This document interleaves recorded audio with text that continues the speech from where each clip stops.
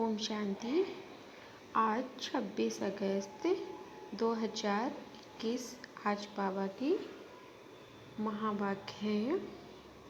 मीठे बच्चे, तुम गारंटी करते हो कि हम अपने ही योग बल से इस भारत को स्वर्ग बनाएंगे। वहाँ एक धर्म और एक राज्य होगा। प्रश्न है, माया के किस विघ्न से सेफ रहने वाले बहुत अच्छी कमाल कर सकते हैं? उत्तर है, माया का सबसे बड़ा विघ्न है देह अभिमान।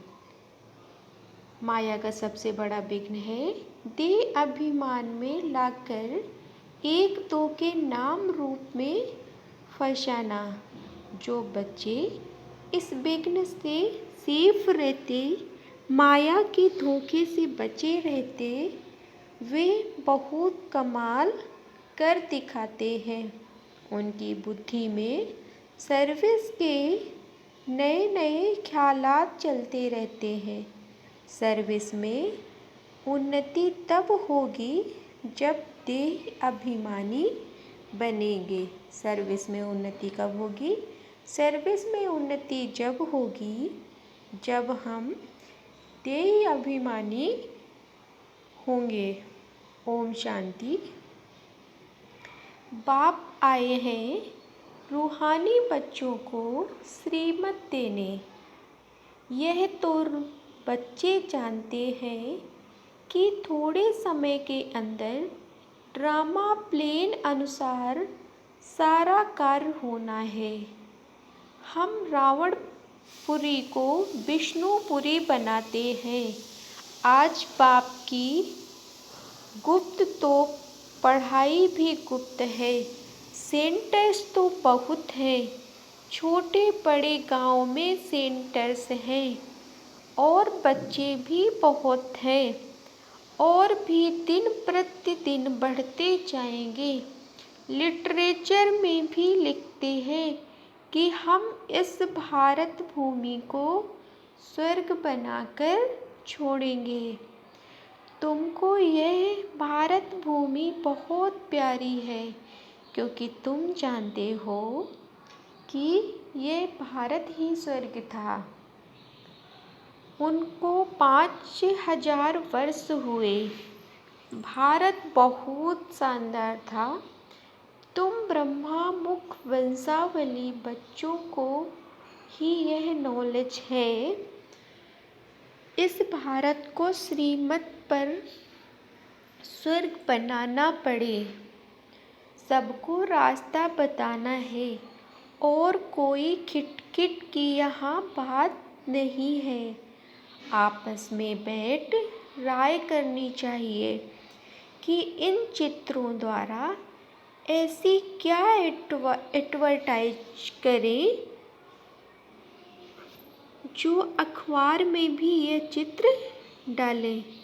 बाबा क्या बता रहे हैं? आपस में बैठकर हमको राय करनी चाहिए कि इन चित्रों में ऐसा क्या डालें कि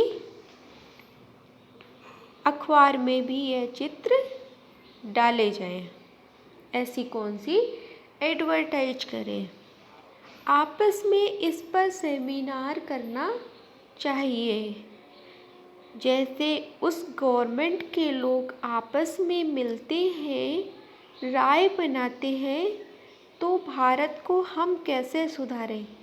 जैसे गवर्नमेंट के लोग आपस में बैठकर बात कहते हैं, राय बनाते हैं कि भारत को हम कैसे सुधारें। ये जो इतने मतभेद हो गए हैं उनको आपस में मिलकर ठीक करें और भारत में सुख शांति कैसे स्थापन हो। ऐसे तुम भी रूहानी पांडव गवर्नमेंट हो।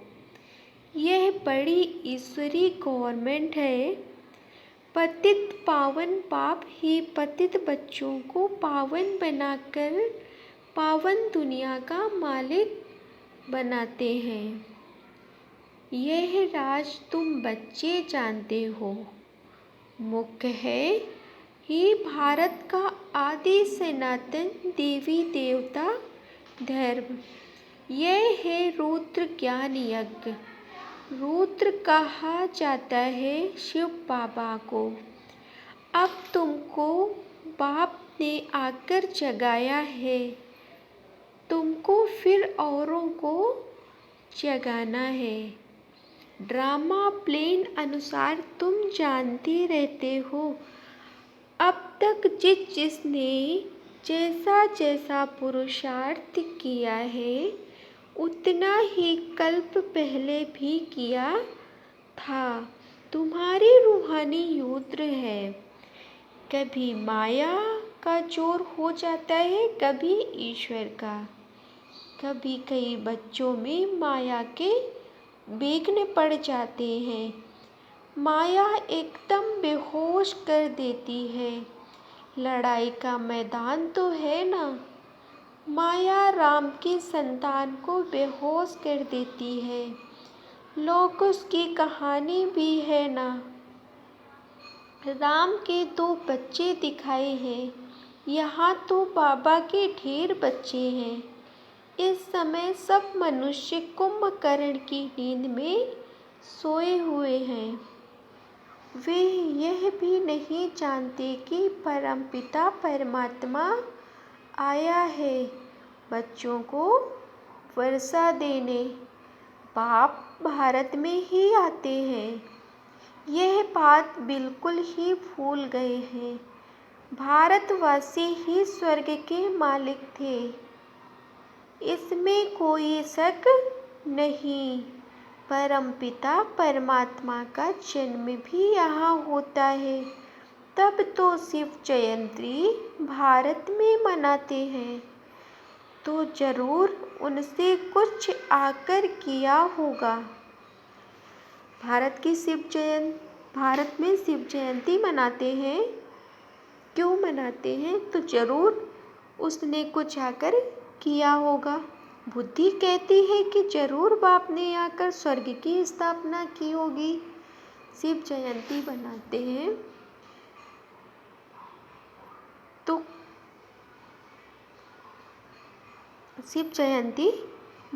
हैं तो जरूर उसने कुछ ना कुछ आकर किया होगा। यहाँ तो तुम बच्चों को राजयोग सिखाया जाता है, याद की यात्रा सिखाई जाती है।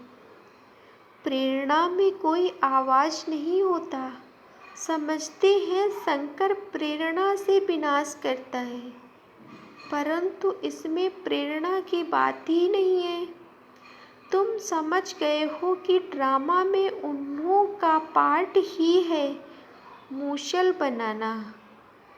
वे विनाश अर्थ निमित्त बने हुए हैं।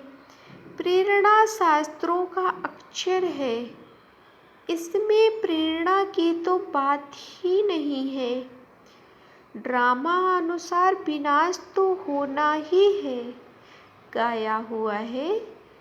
महाभारत लड़ाई में यह मूसल आदि काम में आए थे, जो फास्ट हो गया वह फिर रिपीट होना है।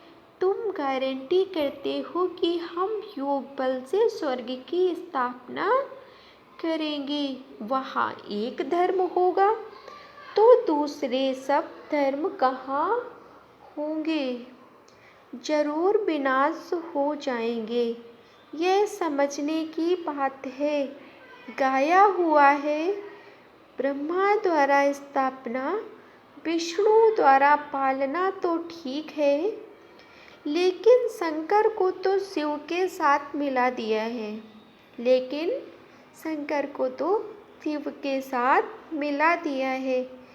यह राग है। शिव शंकर कह देते हैं क्योंकि शंकर तो कोई काम नहीं करते, तो शिव से मिला दिया है। परंतु शिव बाबा कहते हैं मुझे तो बहुत काम करना पड़ता है। शिव बाबा कहते हैं मुझे तो बहुत काम करना पड़ता है, सबको पावन बनाना पड़ता है, मैं इस ब्रह्मांड में प्रवेश कर इस साकार द्वारा स्थापना का कार्य कराता हूँ। शंकर का तो कोई पार्ट है नहीं, शिव की पूजा होती है। शिव ही कल्याणकारी झोली भरने वाला है। शिव परमात्माए नमः कहते हैं ना, ये ब्रह्मा भी प्रजापिता ठहरा। ब्रह्मा सो विष्णु, विष्णु सो ब्रह्मा, यह तो बड़ी गूढ़ बातें हैं। यह सिर्फ तुम बच्चे ही जानते हो। सेंसुबल बच्चों की बुद्धि में ज्ञान झट समझ में आ जाता है। मनुष्य को कुछ भी समझ नहीं है कि पतित पावन बाप कब आएंगे। अब तो कलयुग का अंत है। अगर कहते कि कलयुग के अंत में 40,000 वर्ष पड़े हैं, तो अभी कितना और पतित बनेंगे, कितना दुख सहन करेंगे। कलयुग में सुख तो होगा नहीं। कुछ भी ना जानने के कारण बेचारे घोर अंधियारे में पड़े हैं। तुम बच्चों को आपस में मिलकर राय करनी चाहिए। तुम बच्चों को आपस में मिलकर राय करनी चाहिए कि कैसे सर्विस को बढ़ाएं।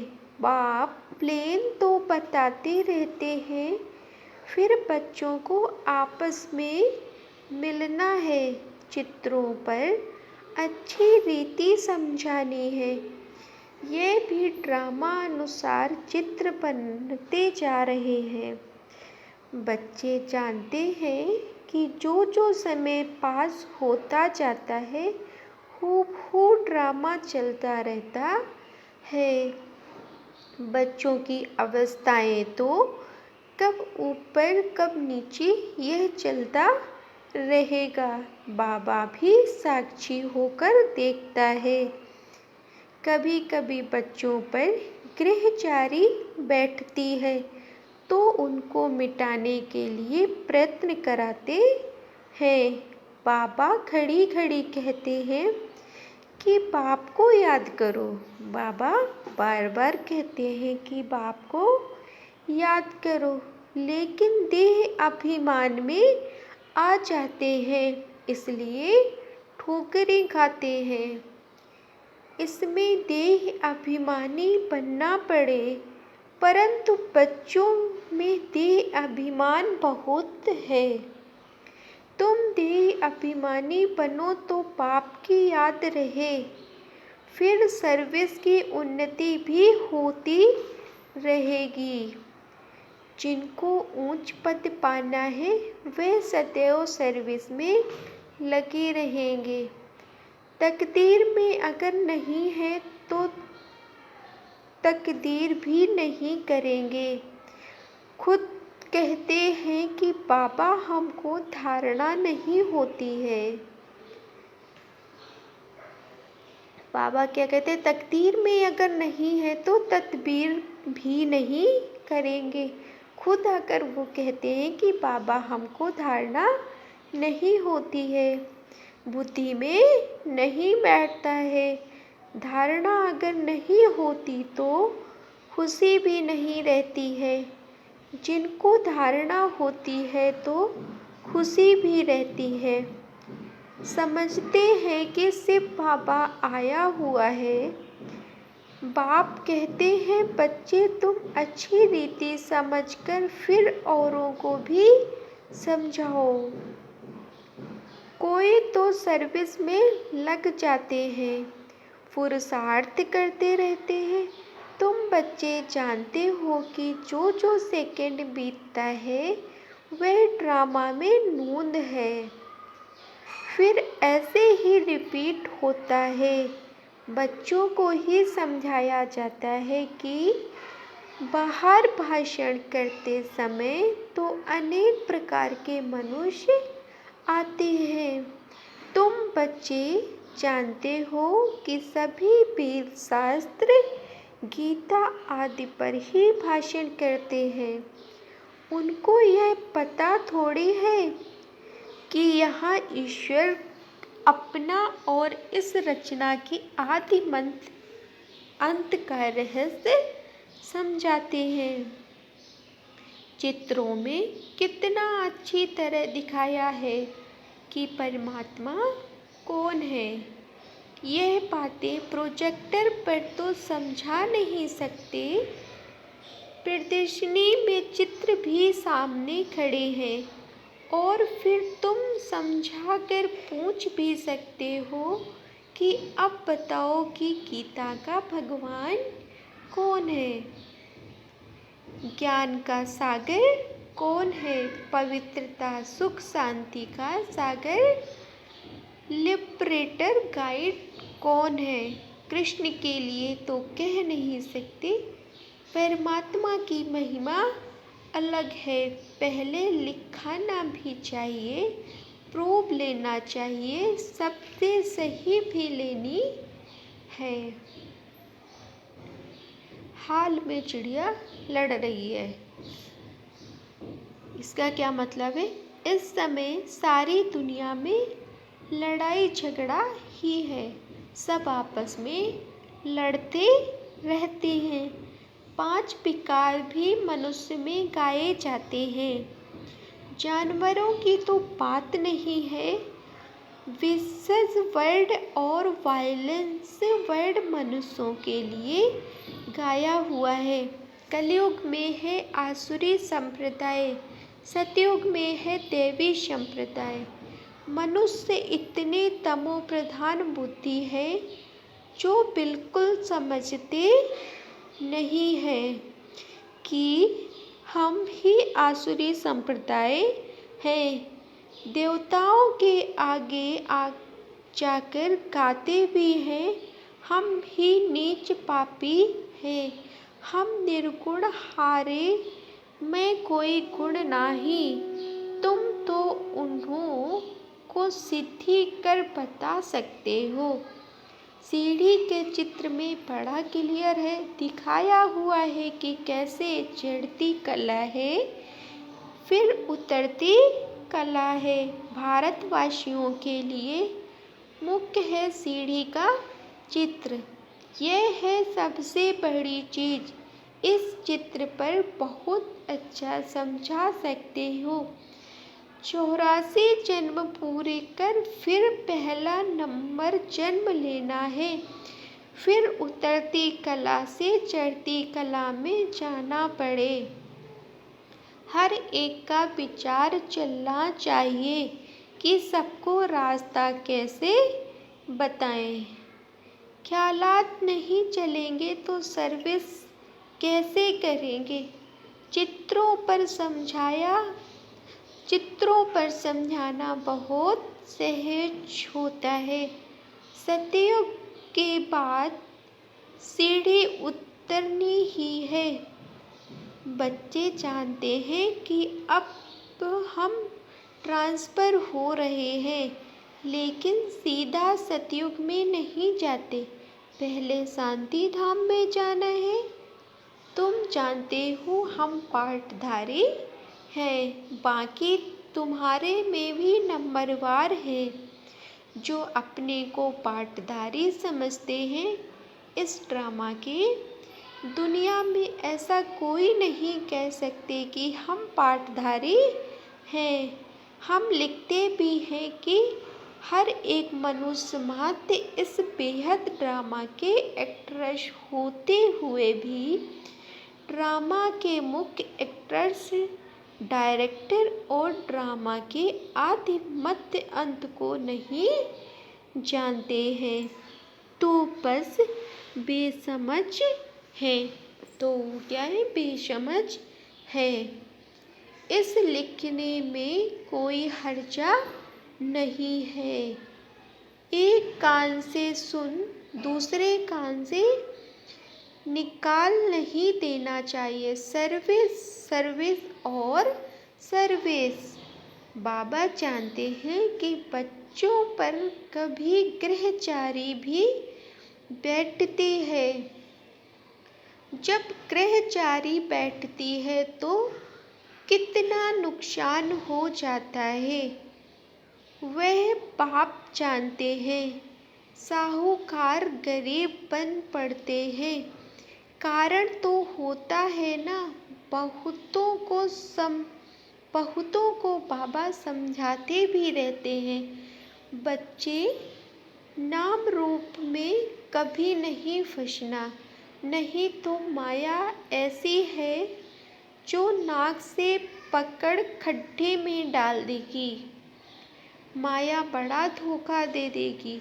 आशिक मासूक यहाँ नहीं बनना है। आशिक मासूक कोई विकार के लिए बनते हैं, दूसरे सिर्फ रूप पर फिदा होते हैं। तुम जानते हो सेंटेंस पर भी ऐसे माया के विघ्न बहुत पड़ते हैं, एक दो के नाम रूप में फंस जाते हैं। माया ऐसी प्रबल है जो माता पिता के नाम रूप में, कन्या के नाम रूप में भी फंस पड़ती है। पुरुषार्थ करते हुए भी माया एकदम पकड़ लेती है। इसलिए बाबा सावधानी देते हैं कि बच्चे माया बहुत फंसाने की कोशिश करेगी, लेकिन तुमको फंसना नहीं है। देह अभिमान में नहीं आना है। अपने को आत्मा समझ बाप को याद करना है। माया के धोखे से बचते रहना है। तुम बच्चों को बाप गुलगुल बनाते हैं, यानी फूल बनाते हैं। तुम्हें किसी बात में संयम नहीं आना चाहिए। अगर दिल में संयम आया तो सर्विस अच्छी तरह नहीं कर सकेंगे, अंदर गुटखा खाते रहेंगे। हिम्मत रखनी चाहिए, टाइम बहुत थोड़ा है। बाबा की मुरली सुनेंगे तो उत्साह में आएंगे। आत्म प्रकाश बच्चा ठीक रीति चित्रों तरफ अटेंशन दे रहा है। बॉम्बे वाले के भी दिमाग में आना चाहिए। मुख्य चित्र को पहले बनाना पड़े, जांच करनी चाहिए। बाबा डायरेक्शन देते रहते हैं कि कैसे चित्रों में उन्नति होनी चाहिए। ऐसी कोई युक्ति रचो जो सीढ़ी का चित्र एरोड्रम पर रख जाए। यह चित्र देखकर सब खुश होंगे। आखिर समझेंगे कि इनको मत देने वाला कौन है। तो बच्चों को बहुत नशा चढ़ना चाहिए। अच्छा, मीठे मीठे सिके लधे बच्चों प्रति माता पिता बाप दादा का याद प्यार और गुड मॉर्निंग। रूहानी बाप की रूहानी बच्चों को नमस्ते। रूहानी बाप को रूहानी बच्चों का याद प्यार और नमस्ते। धारणा के लिए मुख्य सार है। पहला धारणा है, तुम बच्चे लड़ाई के मैदान में हो। माया रावण से तुम्हारी युद्ध है। माया बहुत विघ्न डालती है। बच्चों को बहुत सावधान रहना चाहिए।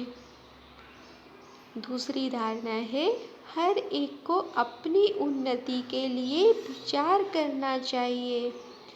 चित्रों पर कैसे समझाएं, सर्विस को कैसे बढ़ाएं, चित्रों में ऐसा क्या डालें जो मनुष्य सहज समझ जाए। वरदान है, अपने शिक्षा स्वरूप द्वारा शिक्षा देने वाले शिक्षा संपन्न योग शिक्षक भवा। योग शिक्षक उसे कहा जाता है जो अपने शिक्षा स्वरूप द्वारा शिक्षा दे। उनका स्वरूप भी शिक्षा संपन्न होगा। उनका देखना चलना भी किसको शिक्षा देगा। जैसे साकार रूप में कदम कदम पर, कर्म शिक्षक के रूप में प्रैक्टिकल में देखा, जिसको दूसरे शब्दों में चरित्र कहते हैं। किसी को वाणी द्वारा शिक्षा देना तो कमान बात है, लेकिन सभी अनुभव चाहते हैं तो अपने श्रेष्ठ कर्म, श्रेष्ठ संकल्प की शक्ति से अनुभव कराओ। स्लोगन है, संकल्पों की सिद्धि प्राप्त करने के लिए आत्मशक्ति की उड़ान भरते चलो। ओम शांति।